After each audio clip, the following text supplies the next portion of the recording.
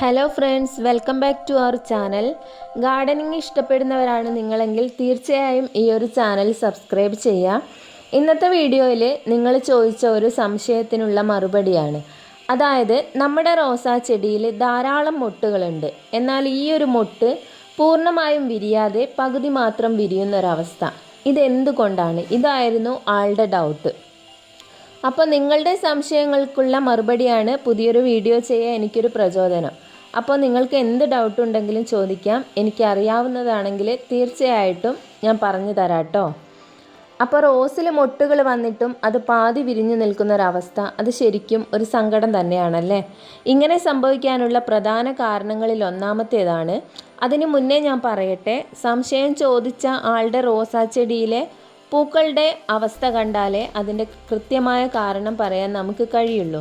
എങ്കിലും ഞാൻ ഈ പറയുന്നതായിട്ടുള്ള ഏതെങ്കിലും ഒരു പ്രശ്നമാണെങ്കിൽ ആൾക്കത് പരിഹരിക്കാൻ കഴിയും. അതിലൊന്നാമത്തെ ഒരു കാരണം ഇപ്പം മഴയാണല്ലോ. അമിതമായ ഈർപ്പവും നല്ല മഴയും തന്നെയാണ്. മൊട്ടുകൾ വിരിയാൻ തുടങ്ങുന്ന സമയത്ത് തുടർച്ചയായി മഴ പെയ്യുമ്പോൾ അല്ലെങ്കിൽ മൊട്ടിന് മുകളിലായി വെള്ളം നനയ്ക്കുന്ന സമയത്തോ പുറം ഭാഗത്തുള്ള ഇതളുകൾ തമ്മിൽ ഒട്ടിപ്പിടിക്കും.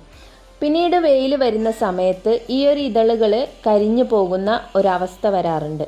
ആ ഒരു സമയത്ത് ഈ ഒരു മൊട്ടിൻ്റെ ഉൾവശത്തെ ഇതളുകൾക്ക് വിരിയാനാവാതെ വരുന്നു. അതുകൂടാതെ പെട്ടെന്നുണ്ടാകുന്ന രൂക്ഷമായ വെയിൽ മൊട്ടുകളുടെ പുറംഭാഗം കരിയിച്ചു കളയുന്നതും ഇതിനൊരു കാരണമാവാറുണ്ട്. മറ്റൊരു കാരണം കീടങ്ങളുടെ ശല്യമാണ്. പ്രത്യേകിച്ച് ത്രിപ്സ് പോലുള്ള കീടങ്ങൾ മൊട്ടുകളുടെ ഉള്ളിൽ വന്നിരുന്ന് നീരൂറ്റി കുടിക്കുന്നത് വഴി ഇതളുകളെ നശിപ്പിക്കുകയും മൊട്ട് വിരിയാതിരിക്കാൻ കാരണമാവുകയും ചെയ്യുന്നുണ്ട്. ഇത്തരം കീടങ്ങളുടെ ശല്യമാണെങ്കിൽ ഉൾവശത്തെ ഇതളുകൾ തിന്നതുപോലുള്ള അവസ്ഥയിലൊക്കെ കാണാം. അങ്ങനെ കാണുന്നൊരവസ്ഥയുണ്ടെങ്കിൽ നമുക്കതിനു വേണ്ട മരുന്നുകൾ തളിച്ചു കൊടുക്കാം. മറ്റൊരു കാരണം പോഷകങ്ങളുടെ കുറവാണ്. ചെടിക്ക് ആവശ്യത്തിനുള്ള പൊട്ടാസ്യം, ഫോസ്ഫറസ്, ബോറോൺ തുടങ്ങിയ പോഷകങ്ങൾ ലഭിച്ചില്ലെങ്കിലും ഇങ്ങനെ വരാറുണ്ട്. അപ്പോൾ ഈ ഒരു പോഷകക്കുറവ് മാറ്റാനായിട്ട് നമുക്ക് അത്തരത്തിലുള്ള വളങ്ങൾ ചെയ്തു കൊടുക്കേണ്ടത് അത്യാവശ്യമാണ്. ഈ ഒരു പോഷകക്കുറവ് മൂലം മൊട്ടുകൾക്ക് വിരിയാനുള്ള കരുത്തുണ്ടാവില്ല. അതിനൊരു പരിഹാരം ഉണങ്ങിയ ഇതളുകൾ മാറ്റുക.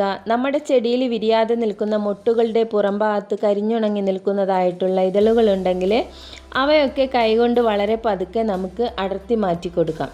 ഇങ്ങനെ ചെയ്യുമ്പോൾ ബാക്കിയുള്ള ഇതളുകൾക്ക് വിരിയാനുള്ള വഴി തുറക്കും. മറ്റൊന്ന്, നനയ്ക്കുമ്പോൾ ശ്രദ്ധിക്കേണ്ടതാണ്. ഈ ഒരു മഴ സമയത്ത് ആരും ചെടികൾ നനയ്ക്കില്ല, അല്ലാത്ത സമയത്ത് കാര്യമാണ് കേട്ടോ. അപ്പോൾ ചെടിയുടെ ചുവട്ടിൽ മാത്രം വെള്ളം ഒഴിച്ചു കൊടുക്കുക. ഇലകളിലും മൊട്ടുകളിലൊന്നും വെള്ളം കെട്ടിക്കിടക്കാതിരിക്കാൻ ഒന്ന് ശ്രദ്ധിക്കുക. പ്രത്യേകിച്ച് വൈകുന്നേരങ്ങളിൽ നനയ്ക്കുന്നത് ഒഴിവാക്കുക. സത്യം പറഞ്ഞാൽ ഞാൻ ഈ മഴ സമയത്ത് കഴിയുന്നതും പൂക്കൾ 1-2 ദിവസം മാത്രം നിർത്തിയിട്ട് കട്ട് ചെയ്ത് കൊടുക്കാറാണ് പതിവ്. പൂക്കളിൽ ഒരുപാട് വെള്ളം നിന്ന് ചെടിക്ക് ഫംഗൽ ഇൻഫെക്ഷനൊക്കെ പെട്ടെന്ന് വരും.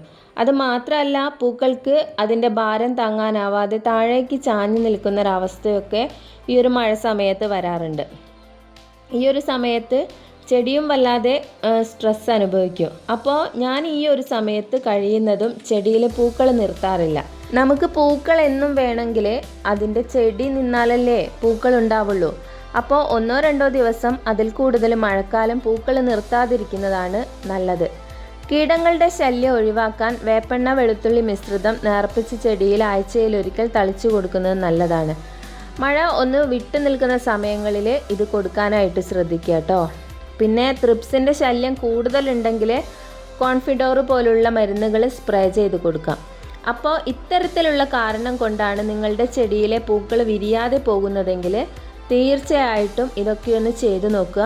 മറ്റൊരു വീഡിയോയുമായി കാണും വരെ എല്ലാവർക്കും താങ്ക് യു.